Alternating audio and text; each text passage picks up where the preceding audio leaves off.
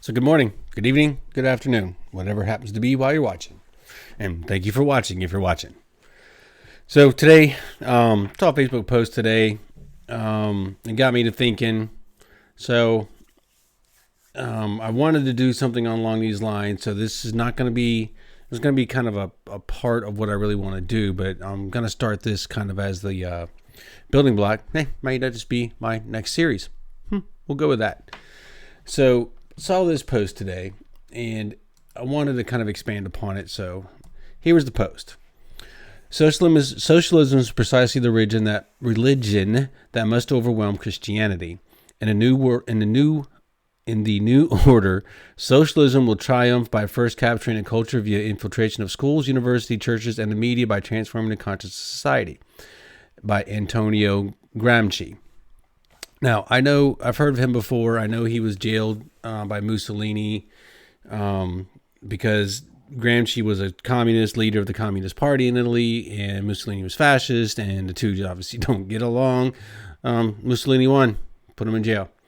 Not too long after he got out of jail, Gramsci died. But while he was in jail, he did a lot of writings, and probably prior to going to jail, he published, he was the leader of the Communist Party in Italy. Was pretty well known. I won't say famous or anything along those lines, but people knew who he was.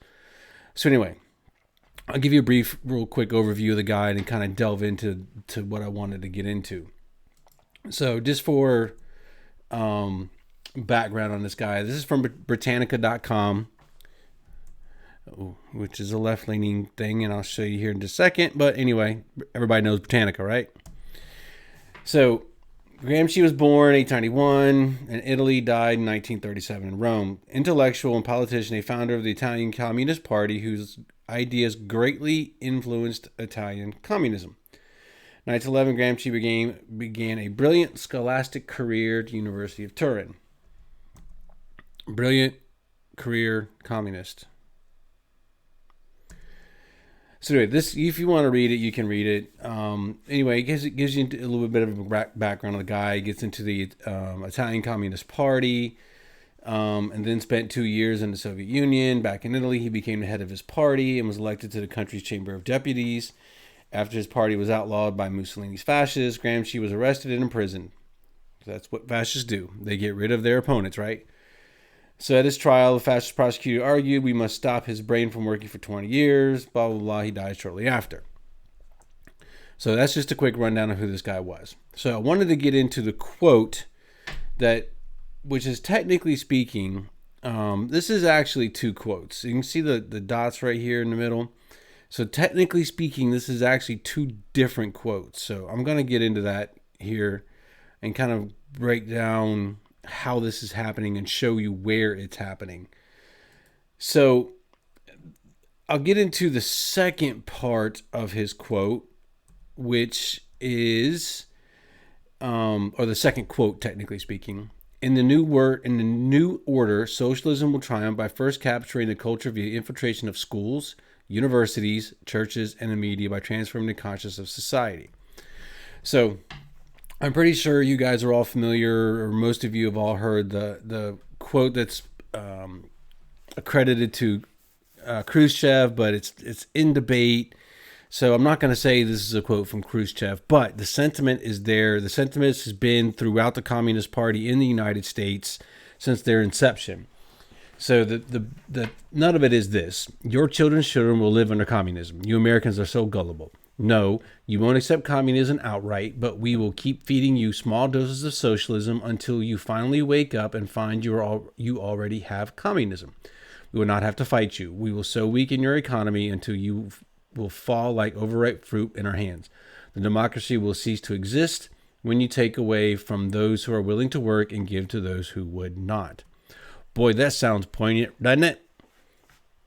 So, as I said, the quote's in dispute as to whether Khrushchev actually said it or not. But I'm not here to argue that point. I'm here to say that mentality, that ideology, is very, very pertinent in the Socialist Party of the United States, the Communist Party of the United States. It's their building blocks. So, the small feeding of communism. How would you do that? if you had time to take over your enemy's country, how do you do it without fighting a war? So we all have, America's guilty of colonialism. We've built countries, we've destroyed countries, etc. We've taken out our country's leaders, and we've instilled our own United States friendly leaders. So we're not innocent in this game, right? But this one, if you have time, how would you do it? So when you start, you have a given population that has a given age bracket, right? Are you going to change the mind of the adults? Maybe a few. You might be able to pick those that are vulnerable. So as an example, your out of work people, your people that don't have jobs, you can pick them because you can give them free stuff like welfare, food stamps, right? Free stuff, right? Well, now you can influence them, but you have to go back into time when this happened. The Khrushchev quote was allegedly around 1959, 1960. Freshly after the World War II, freshly after Korea, we're at the very beginning of at the beginning stages of the Cold War between us and Russia. Do you think Russia is going to start changing our mind when we're in that mentality as a populace? No. Who do you start with? You start with the children. So, going back to Gramsci's quote, by the infiltration of schools, university, and churches and the media, right? So I went digging a little bit. Now, mind you, these are cursory searches I did. I didn't do an in-depth, deep dive because I kind of knew what I was going to say, and I think most of us can agree with this. There's very little doubt about what I'm going to put out. You can argue the source and all that bullshit if you want to, but I'm just using these kind of as examples. So, to start with, let's go to the father of communism, otherwise known as Karl Marx. So under Karl Marx, you have the 10 planks of the Communist Manifesto. The abolition of property and land and application of all rents of land to public purpose. So basically you get rid of personal property, personal ownership. There's no such thing of private ownership of anything really under the Communist Party. So that's plank number 1. Plank 2, a heavy progressive or gradual income tax. Oh, gee, that sounds familiar. 16th Amendment, anybody? 1913, Woodrow Wilson. Why do we have different percentage of taxes for different tax brackets? That's called progressive. It's right there. It's right there. Just pointing it out to you. Abolition of all rights of inheritance. Oh, that's a big one right now. The inheritance tax, the estate tax. So you have a elderly parent who has a $5 million estate. I'm talking house and land, right? And everything cumulative together is worth roughly $5 million, right? So that and they own the land outright. There's no more. The only thing they have to pay on their property is the property tax, right? Which is another progressive income tax. Well, I digress. So that person passes away. So that $5 million, guess what? You're going to lose 50% right off the top for a lot of people like to refer to it as a death tax or whatever, but it's the estate tax. Why? Everything that was purchased currently in that property was bought or donated, but if it was bought, there was a sales tax paid, right? What taxes are owed? Where does this tax come from? Where is this tax legal or constitutional? Anybody? Want to guess? No? Okay, we'll move on. So, confiscation of all property of all immigrants and rebels, centralization of credit in the hands of the state by means of a national bank with state capital and exclusive monopoly. Federal Reserve, anybody? Took us off the gold standard. They have sole control of our monetary system in the United States, and they're not even a governmental agency. Isn't that just weird? Centralization of the means of communication and transport in the hands of the state. Net neutrality. Anybody? Alex, 200? Net neutrality. Extension of factories and instruments of production owned by the state. They're bringing into cultivation of wastelands and the improvement of soil generally in accordance with a common plan. Green New Deal. Anybody? Anybody? Any? Bueller? Ferris? Getting rid of fracking that Biden and Harris have both denied, even they both have said and they're on video and of saying they're going to get rid of fracking. Why would they get rid of fracking? Well, if you get rid of fracking, that falls right into the cultivation of wastelands and the improvement of the soil, generally in accordance with a common plan. What would be the common plan? I don't know. The Green New Deal, right? I hope this is making sense to you guys because it's, black and white, right? So, equal liability of all labor, establishment of industrial armies, especially for agriculture, farm subsidies. Anyone? Combination of agriculture with manufacturing industries, gradual abolition of the distinction between town and country by a more equal distribution of the population over the country. That sounds ominous. And last but not least, free education for all children in public schools. Oh, we have that. Abolition of children's factory labor in its present form. Okay, this is dealing with what they were dealing with back then when he created all this.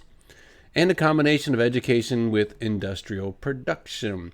So basically, it's the non-education education of children and raise them to be good producers, not to be mathematical wizards or scientists or doctors or lawyers or whatever it is that an individual aspires to be. Nope, you're going to learn how to produce.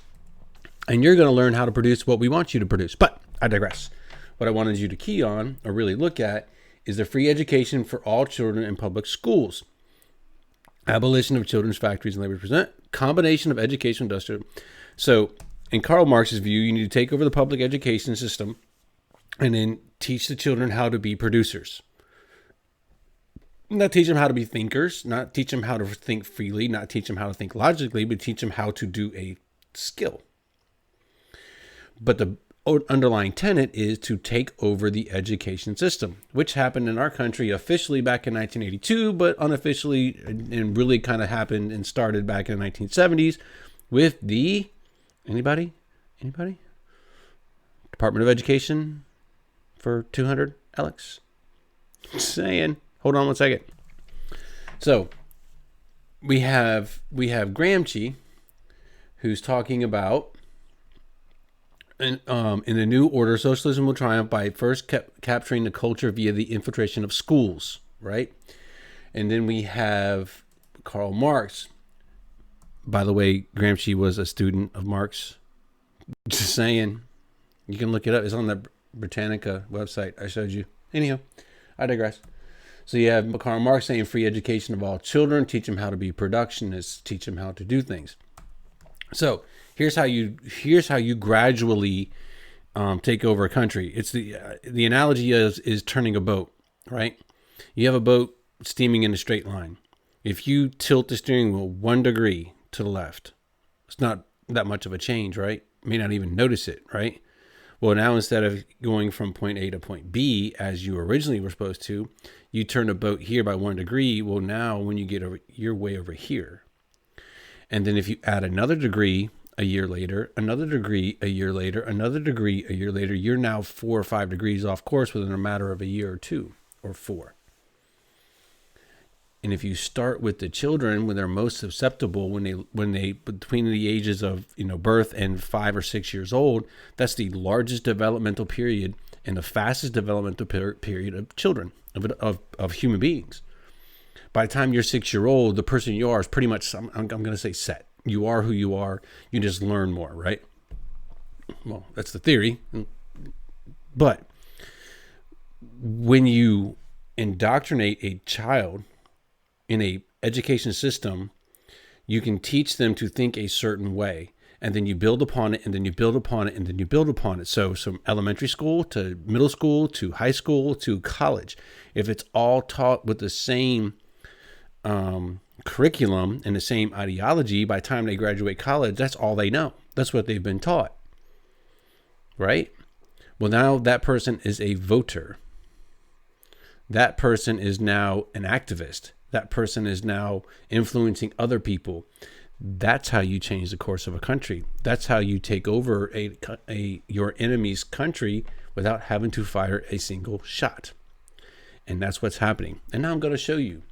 So let's start with elementary school. Okay, so elementary school. This is from 71republic.com. Again, like I said, I'm not going to sit here and go through the whole source. This is just as an example. Okay, so let's go with that. Liberal bias in schools. Where does it come from? Let's skip down through this. But as for the type of school, there are 74 Democratic preschool teachers for every 26 Republican preschool teachers. 85 Democrats to 15 Republicans in elementary school. 87 Democrats to 13 Republicans in high school. That's a 5-to-1, 10-to-1, 12-to-1 ratio. It's kind of weird, isn't it? That most of our educators are Democrat/leftists. So let's drive on. Let's look at high school. So in high school, this is from pacificresearch.org. This was from 2019. They did a research. The Washington Post reported on it. Verdant Labs did a poll. Blah, blah, blah, blah. Right? So why it's unsurprising that among actors and actresses, there's 90 Democrats for every 10 Republican. Oh, we knew that one already. I'll get to that in a minute, too, when it comes to the media. Many would be amazed to discover teachers are actually as liberal, or even more so than those in acting. Among English teachers, there are 97 Democrats for every 3 Republicans, with the proportion being more one-sided among health teachers, with 99 Democrats for every 1 Republican. While there are slightly more Republicans among math and science teachers, among high school teachers overall, there are 87 Democrats for 13 Republicans. That's just amazing, isn't it? That one political ideology party would have that much of a dominance in our schools.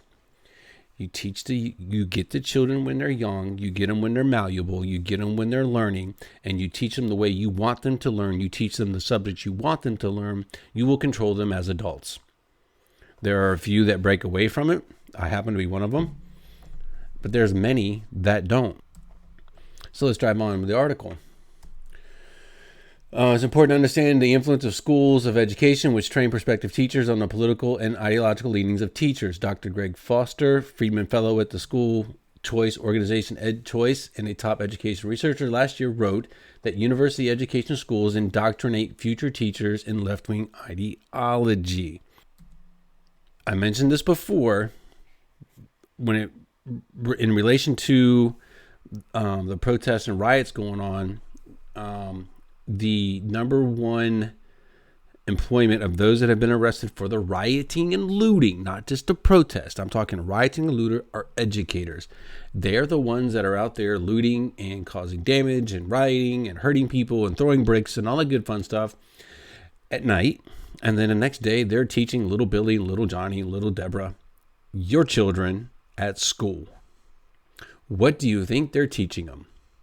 Saw an article today, or a post today, about there was a Zoom class going on, elementary type school class, and somebody had the thin blue line flag as their picture, and all kinds of troubles. The school attendant, the principal, all of them have been involved or now involved, trying to get them to remove it.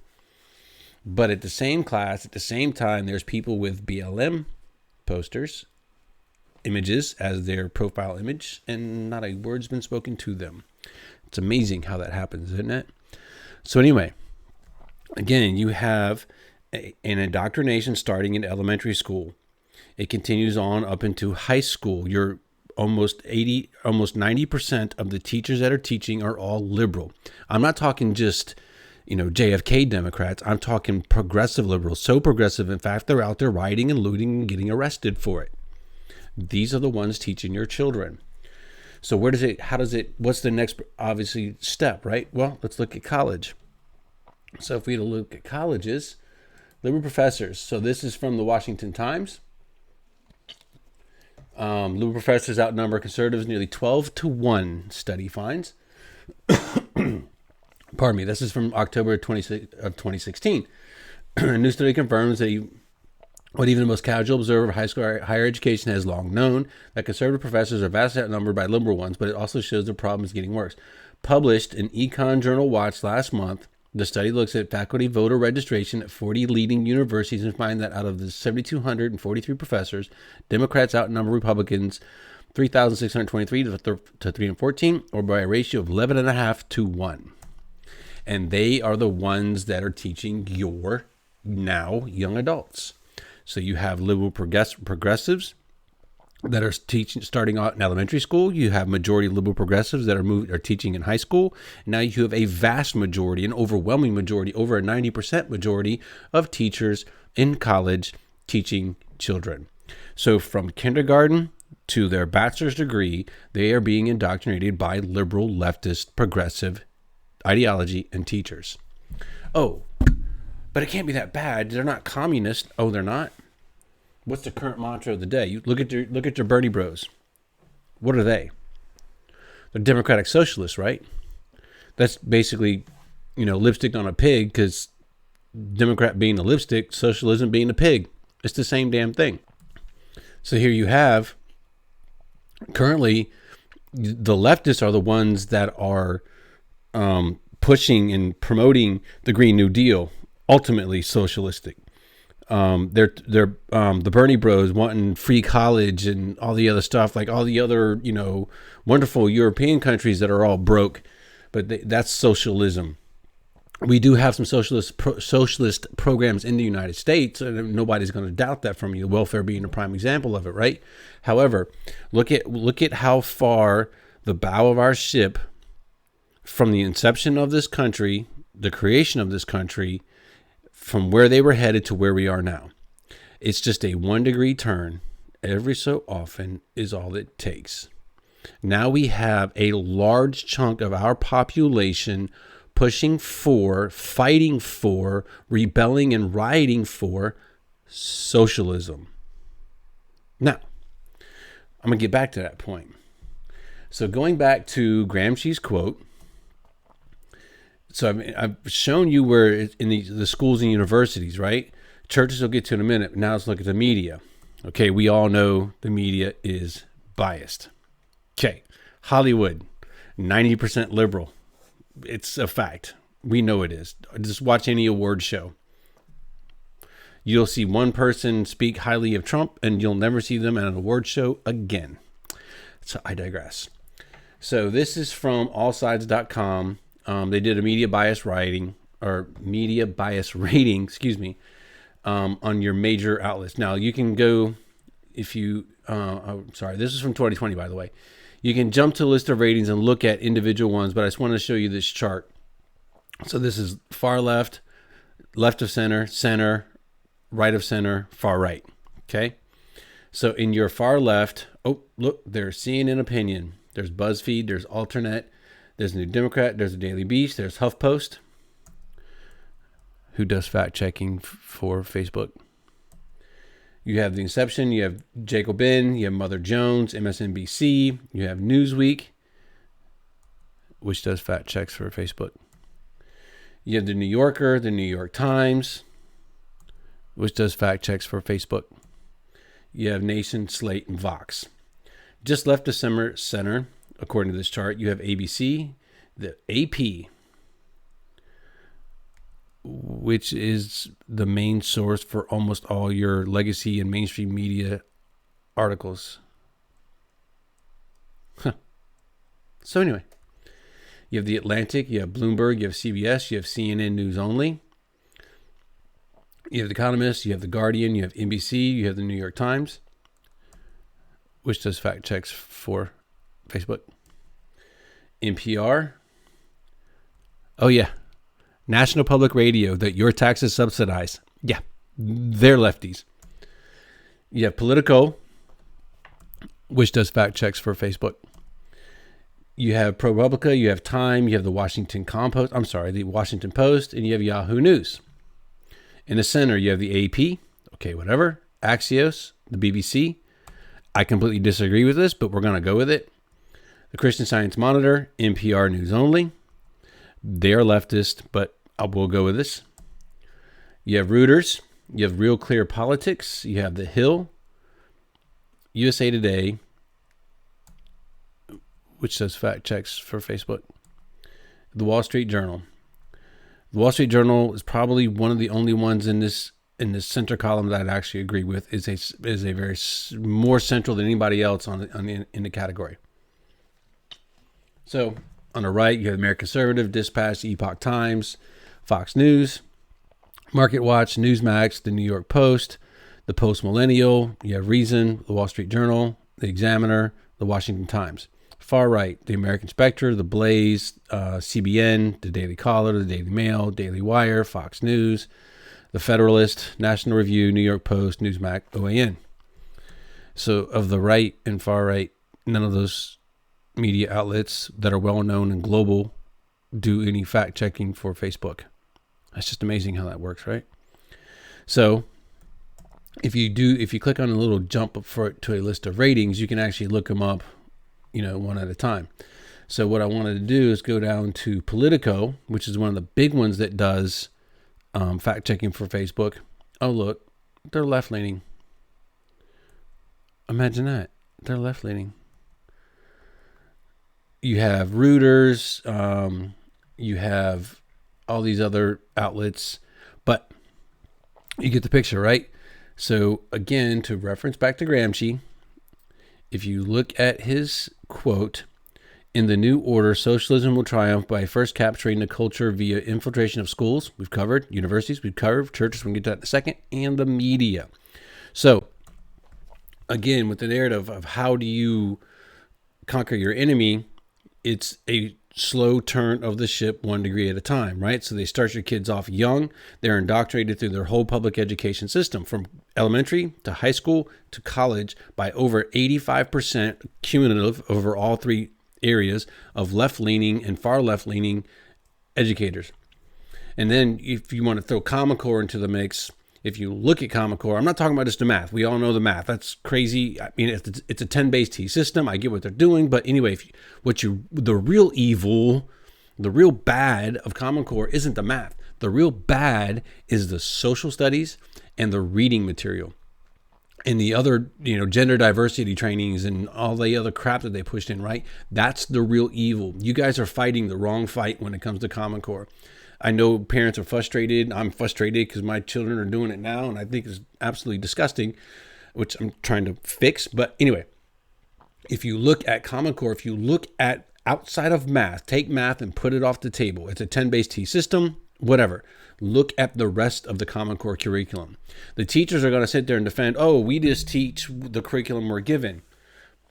It's a socialist curriculum. So not only do you have leftists, over 85% leftist teachers from kindergarten, from cradle to grave, if you will, in the educational system, you would now have them teaching nationwide a socialistically based curriculum.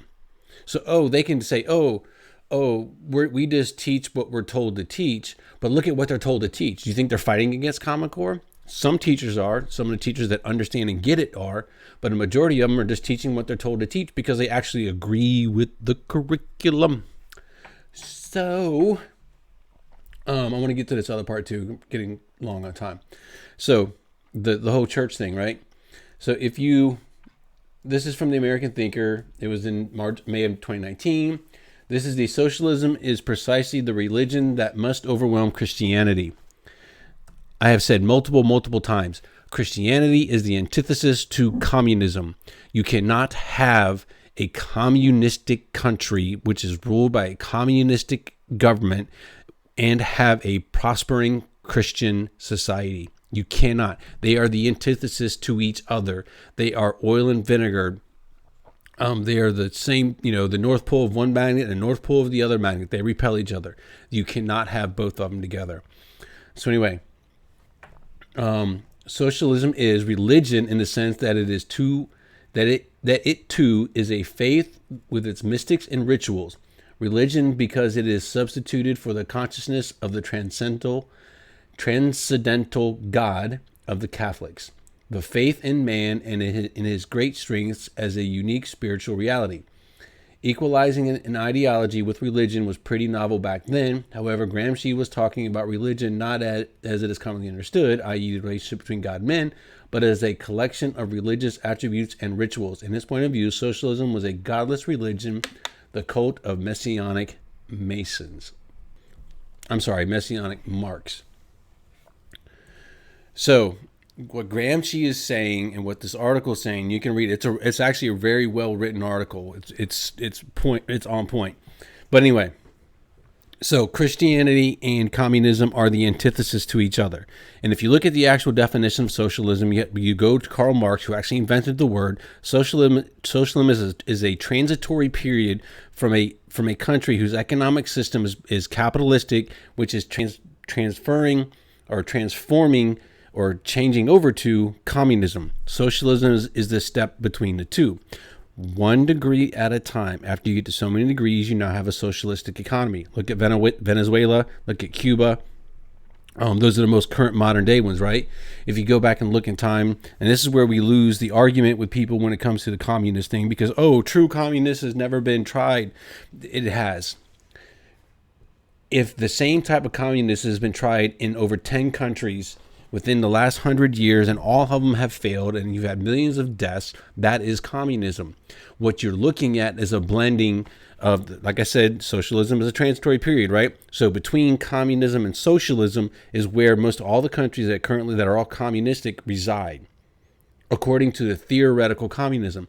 So in order to shift to the utopian communism, which doesn't work, Plato proved it in the Republic, I'm just saying, you have where a violent transition. So from capitalism to socialism, it's 1 degree at a time. From socialism to communism, that is where you have the violence. It has happened every single time in every single country that is instituted or changed from capitalistic society to a communist society. There is a period of violence. That violence is the authority of the state crushing what the residual remnants of capitalism in their society.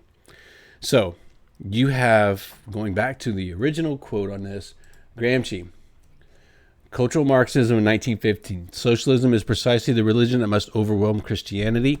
It has to. You cannot and will not and will never have a truly communistic or socialistic society if you have a prospering capital or Christian population or society. It's everywhere you go right now. Christianity is the antithesis to communism and socialism. So you must replace Christianity with socialism. Notice they don't talk about Judaism and Islam. It's amazing. I wonder why that is. But anyway, I digress. So in the new order, socialism will triumph by first capturing the culture via infiltration of schools. Done. Universities. Done. Churches. Almost done. And the media. Done. Our last refuge, if you will, is the church. And they are slowly turning over. Look what's happening. You now have gay pastors and gay preachers, and you have everything going on with the Catholics right now. And, save the argument about their evil. I'm not going to go there. But look at everything that's going on with Christianity. Look at the bakers as being the dude bacon that refuses to bake a cake. He's being sued for the 3rd time now. This country is doing the socialist people in this country, the ones that are promoting socialism, are also the same ones that are trying to crush any and everything Christian.